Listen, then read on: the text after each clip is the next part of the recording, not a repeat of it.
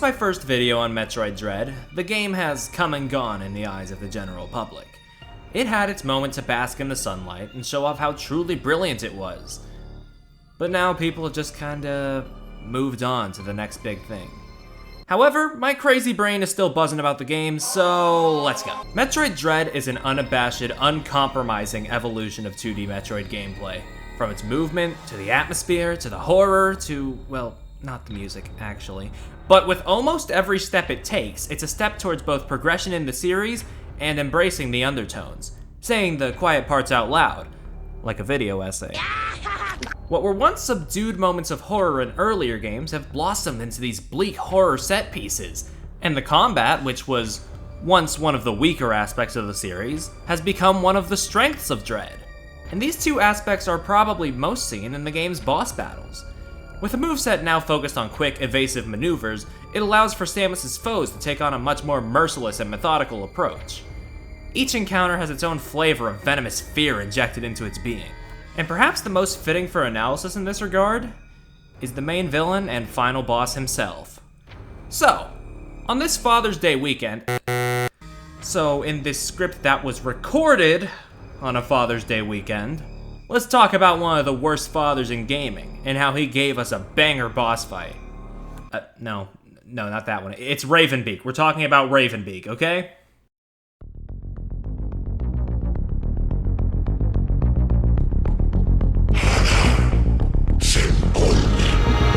Perhaps one of the greatest aspects of Raven Beak is that basically from the outset, he makes himself absolutely known as a threat. I mean, he certainly gives Samus a good fight, but even after that, his presence can be felt throughout the game. While many things block your way, from the hacked enemy units to the returning X-Parasites, it's all more or less under the collective wing of Raven Beak. This bastard is orchestrating the whole shebang from start to finish. Though he could do a better job orchestrating, because again, the music. But every aspect of his plot is in favor of, as we learn later, awakening that Metroid power within Samus. And the execution of said plan is pretty sinister. This bleak situation where you have to fight your way out to the top of the map with little more than a power suit and your combat abilities. At times, in your first run, it can feel daunting. And it's not like Adam helps, beating you over the head about how hopeless the situation is. He's constantly going on about how powerful Raven Beak is, how great he is, how we don't stand a chance against him because of how well defined his abs are. Wait a second. Raven Beak is posing as Adam, isn't he? Uh-oh. Son of a bitch. But jokes aside, that just adds to the titular dread in hindsight. The save points, this one place where you think you're safe, you're still being monitored by Raven Beak, who's hell-bent on harnessing your power by any means necessary. The key to a good antagonist is prominence, and Lord does he have that in spades. But as you progress, entering each area and encountering every enemy, while sometimes things still get a bit tense, ultimately they become less and less of an issue as you become more powerful. Dread threads the needle of its genre and story carefully, between sci-fi horror and action. But threading a needle only puts you on the other side of it, doesn't it?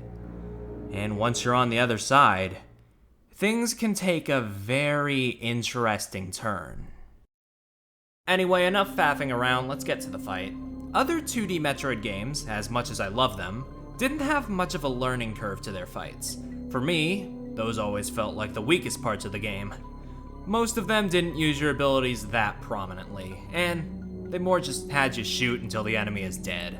In Dread, though, due to the new and improved agility-based moveset, the bosses had to adjust for that as well. Because of this, it's a constant fight to learn level layouts to avoid enemies, and learn boss patterns to avoid certain doom. This whole cycle keeps the game having an edge in the combat that never really dies down. It's tighter than most 2D Metroids before it, and almost harkens closer to the Prime games in a way. Of course, every game needs to increase in difficulty as you progress, but Dread's extra secret chemical in the mix is adding more intensity and badassery to every consecutive fight. Each battle is more intense than the last. Oh, okay, not you. Or you. Okay, whatever, but the general upwards incline is still there. And obviously, the apex of that incline is with the big bad bird dad himself. With such a massive build-up to get here, it'd be a shame if the fight disappointed. But no, it absolutely soars. Of course, at the start, it can be a little overwhelming.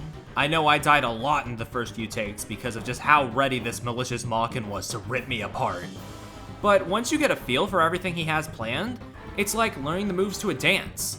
It takes two to tango, even if it's a tango to the death. Ready! In the first phase, a lot of Ravenbeak's moves mirror those he used in his introduction. The energy shield and the big wave attack in particular. At least with that, you sort of have a starting point to know how to dodge some of these moves. But once you get past that, the way he moves is erratic, yet bold. He has a certain confidence in his movement, like he knows he'll effortlessly deal with you. However, there's still plenty of places where you can dodge, and as you deal more damage and challenge his notions, you can see his confidence waver as he gets more desperate through his animations. God, this one in particular drives me crazy, it's so good. Sure, they reuse the animation throughout the fight, but every time it's used, you can just feel this insatiable bloodlust just lunging forth in the form of this giant bird in a power suit. But speaking of the power suit, another little thing I love is how Ravenbeak uses moves from Samus's arsenal. And in particular, some of the Aeon abilities. And not just Dreads either. Sure, he's got the flash shift, but also sort of a beam burst attack in the second phase. And the glowing armor, which could be like a modified version of Samus Returns' lightning armor. But let's not delve too deep into theories about where these moves come from, of course. Going back to the second phase, I guess, the wings?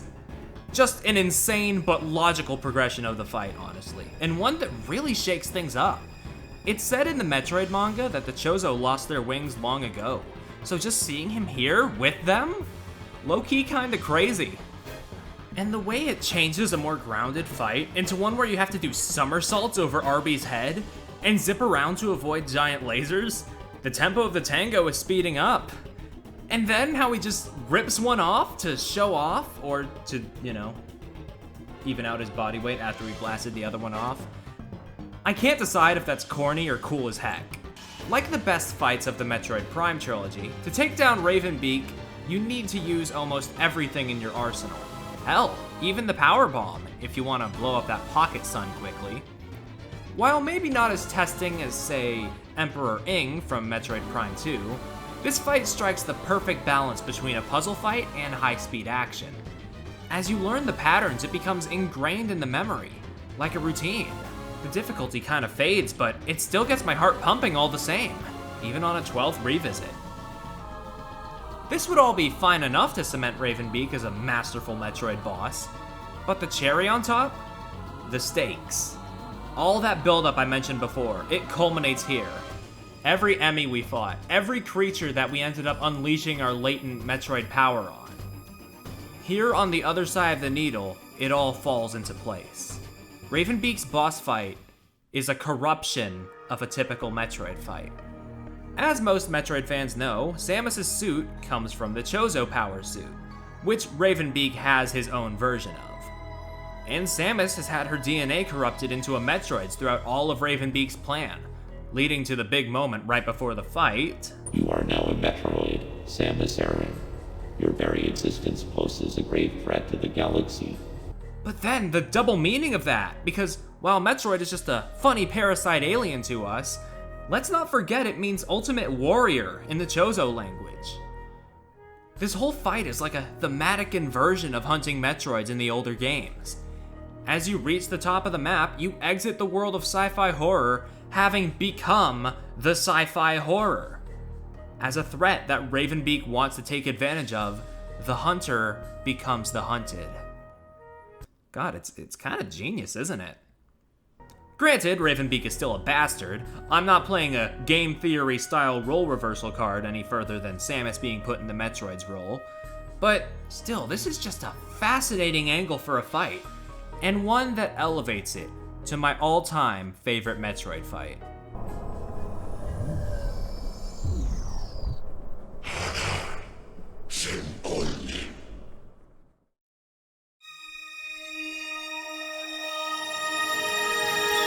It's honestly just amazing what Ravenbeak, as a final fight, was able to do.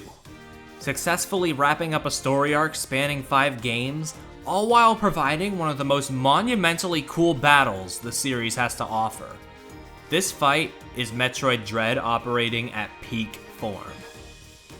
And it makes me so happy that this game was made with the passion of people that really care about Metroid. That's what makes the series something special, isn't it?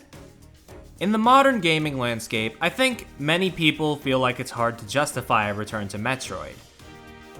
And I don't blame them, after so many indie search action games have been made, inspiring and evolving its formula. But the surefire way to get people interested again is to show that you care. Show that same passion that inspired millions, wear your heart on your sleeve, and deliver your A game. Even with a few of the game's small blemishes, I never stopped thinking about how much these developers truly love Metroid, and how much of a miracle it is that this game finally came to be, after 15 years of being put on hold. Long live Samus Aran, and long live the Metroid series. It's good to have you back, old friend. Now then, where's Metroid Prime 4? We'll see it next time at the Nintendo Direct! It's gotta come to that.